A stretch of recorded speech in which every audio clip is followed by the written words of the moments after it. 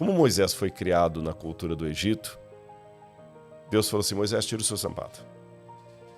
Esse detalhe de tira o seu sapato é porque se Deus não desse essa ordem, Moisés ia pensar que a voz poderia ser de um gênio do deserto, um demônio, um fantasma, qualquer coisa. Por isso que no princípio Deus não dá um nome para Moisés, o seu nome próprio de cara. Porque na cultura egípcia, o nome é uma coisa que se eu souber o nome verdadeiro de um Deus ou de uma pessoa, eu tenho um poder mágico sobre você. Na questão da religião, porque a gente também... Quando passa-se muitos anos sem proclamar alguma coisa, você se esquece daquilo. Então nós estamos falando de um período aí de que seja 400 ou que seja 200 e poucos anos. É muito tempo. É muito tempo para eles esquecerem quem era o Deus de Abraão, Isaac e Jacó. A religião do Egito entra então nesses escravos hebreus? Entra até também em forma de cultura. E para responder a sua pergunta, até vou colocar um outro detalhe aqui. Como Deus é sábio e paciente de conversar com o ser humano na cultura que ele está. Eu costumo brincar que a Bíblia é Deus falando com sotaque humano. Então vou dar um exemplo como é que ela entrou. Quando Moisés ouve a voz de Deus na sarça ardente, ele pergunta assim, quem és tu, Senhor? Então ele não sabia. Não sabia que Deus era. Eu sou o Deus de Abraão, de Isaac, de Jacó. Vá ao povo. Mas qual que é o teu nome para eu falar para eles? Então, realmente, o povo tinha perdido muita coisa. Com exceção do nome de Joquebed, nós não temos nomes teofóricos com o nome sagrado do Deus hebreu entre os hebreus ali. Só vai aparecer mais tarde. Parece que eles tinham perdido muito mesmo. Quando eles estão lá no Egito, pouco tempo depois do Êxodo, o Arão faz o bezerro de ouro e fala, estes são os teus deuses. E eles identificaram e foram. Tá certo? Nós temos também muitos exemplos de cultura egípcia ainda arraigada no povo. Agora, olha que interessante.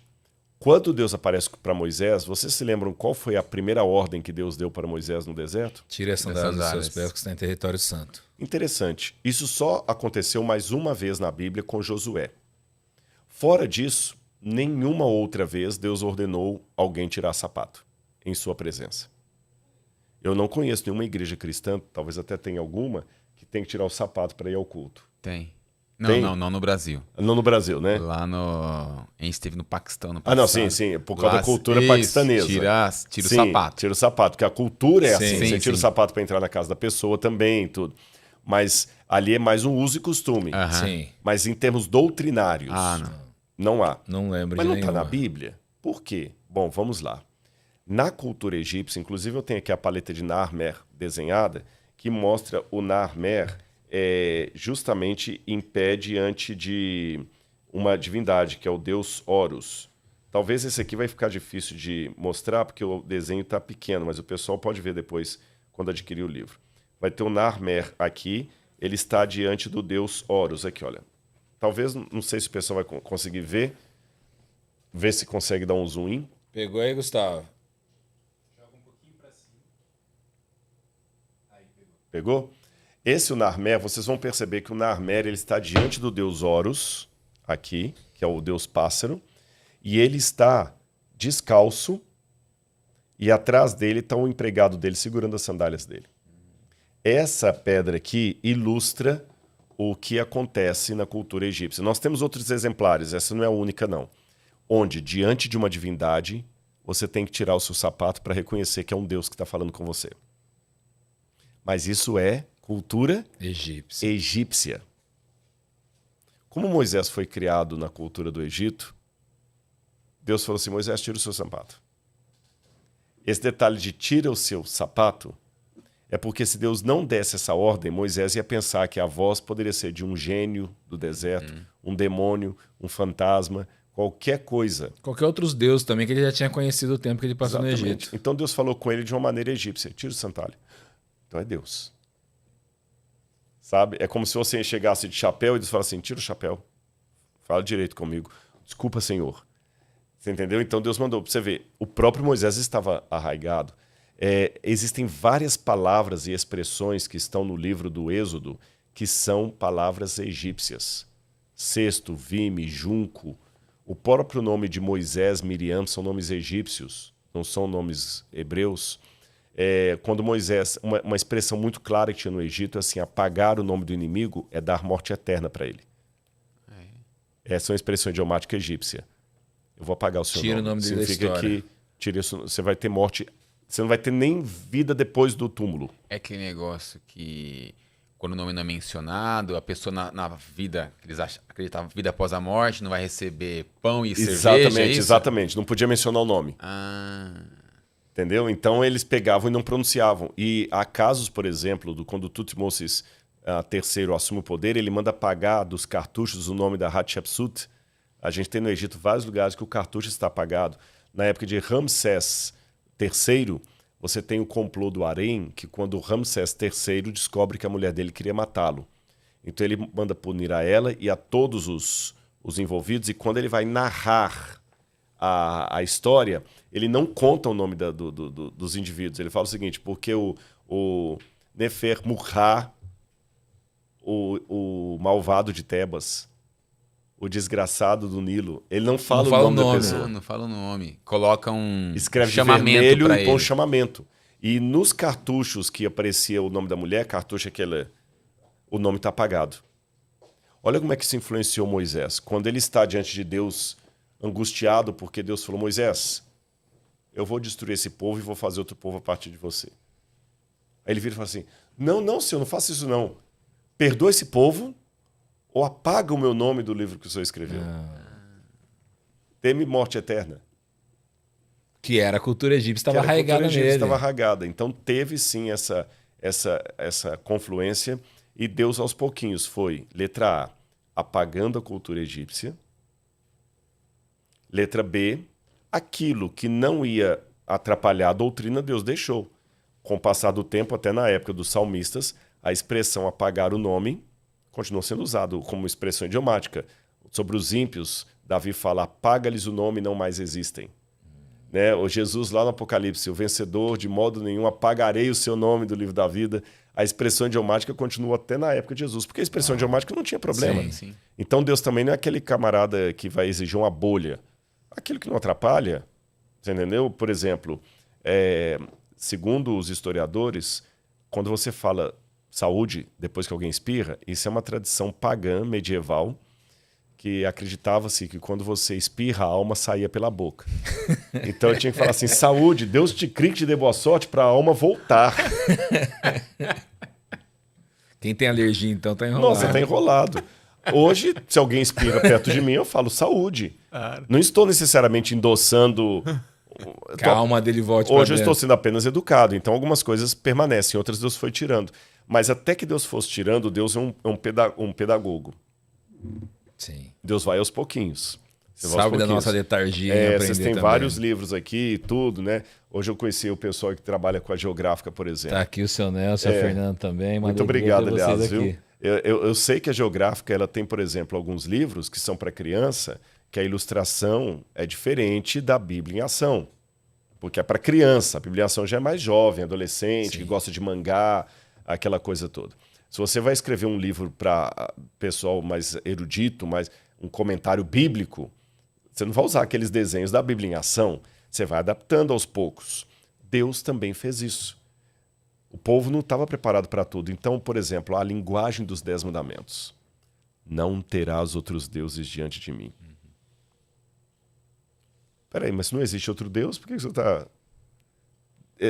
Se fosse olhar pela teologia de hoje, o correto seria dizer o seguinte, adore apenas a mim. Sim. Só eu que existo. Só eu que existo, mas não terás outros deuses diante de mim. Parece até que existem outros, ele só pediu para que não estejam na frente dele.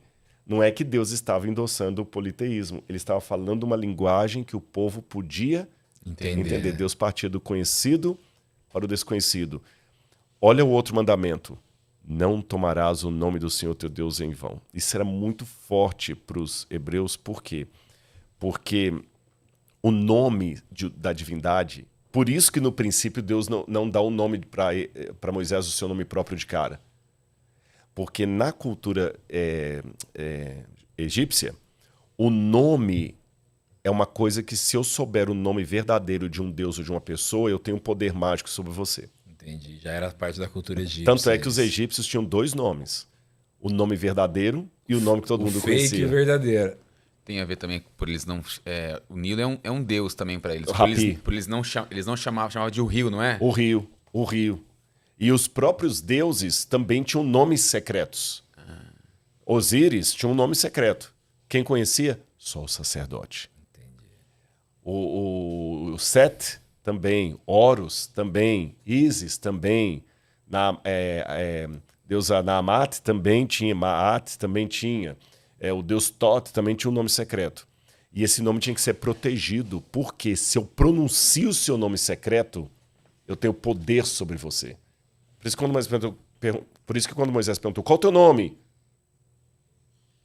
O eu sou. Eu sou o que sou. Ele vai falar o nome dele para Moisés mais à frente, mas no início ele não fala de cara.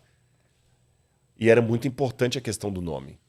Por isso que Deus falou o seguinte, olha, não tomarás o nome do seu teu Deus em vão.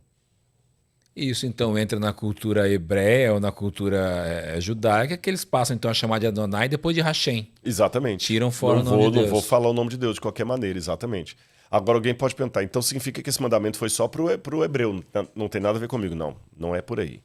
Um dos exercícios hermenêuticos que eu estou procurando fazer na Bíblia, junto com essa junção hermenêutica com a arqueologia, é conseguir separar na Bíblia, isso está em construção ainda, poderia até virar um próximo livro, o que é princípio e o que é aplicação.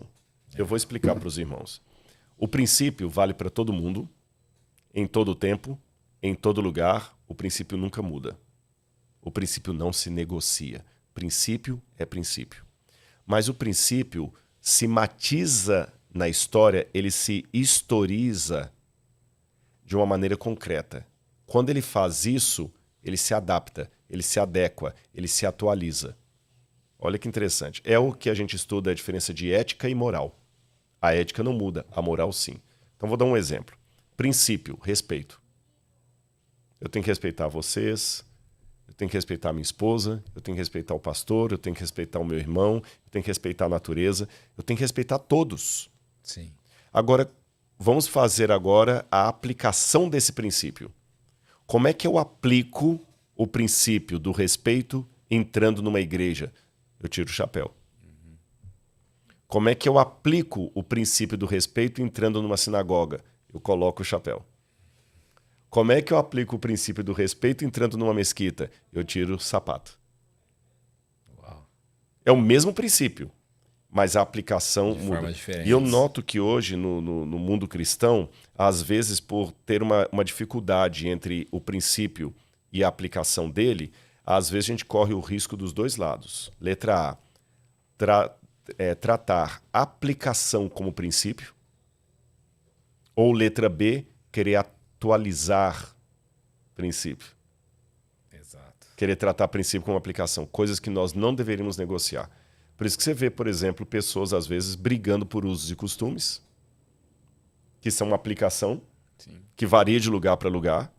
Vocês estão de camiseta, eu estou de camisa sem paletó e gravata. Sim. Quer dizer que nós somos menos crentes do que os do passado que usavam paletó e gravata? Não, era uma aplicação. Mas eu também tenho que cuidar com o que é o princípio que eu não posso negociar. Os 10 mandamentos, no formato que eles foram redigidos em Êxodo capítulo 20, são o princípio da lei de Deus aplicado à realidade dos hebreus. Sim, daquele tempo. Honra teu pai e tua mãe. E se meu pai e minha mãe já morreram?